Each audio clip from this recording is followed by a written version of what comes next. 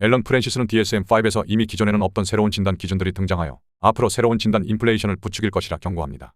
대표적으로 건망증과 폭식 장애가 있습니다. 이에 대한 내용과 치료제가 대대적으로 홍보되고 유행할 것이라는 게 그의 예측이었는데 이미 그 예측은 일부 맞아떨어졌습니다. 작년에 위고비라는 새로운 비만 치료제가 출시되어 이시몰이를 했었으니까요.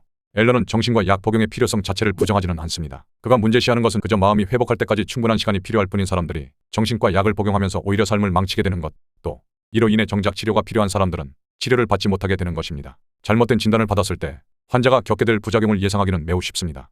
사회로부터뿐만 아니라 스스로도 자신에게 낙인을 찍고 정상인으로서 성취할 수 있는 어떤 목표나 꿈을 쉽게 내려놓을 것이며 그로 인해 생산성도 자연히 감소할 것입니다.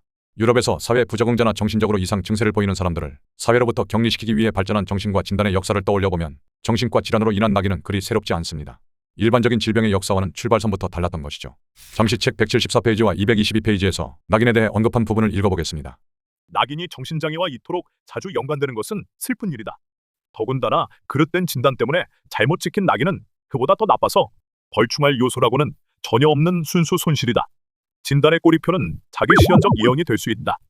누군가 우리에게 아픈 사람이라고 말하면 우리는 정말로 아픈 사람처럼 느끼고 행동하게 되고, 그러면 당연히 남들도 우리를 아픈 사람 취급한다. 소아 양극성 장애는 상당히 깊은 낙인을 찍는다. 아이에게 평생 치료해야 할 질환이 있음을 암시하기 때문이다.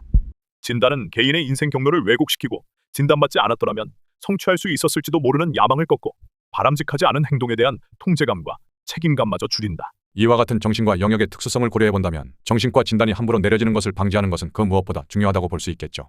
DSM-5에서는 여러 부분에서 진단이 너무 쉽게 내려질 수 있도록 만들어 두었는데 우울증도 하나의 예입니다. 앨런 프랜시스는 DSM-5의 진단 기준을 따를 경우 사별에서 몇 주간 애도하는 사람들마저 중증 우울증으로 진단될 수 있음을 지적합니다.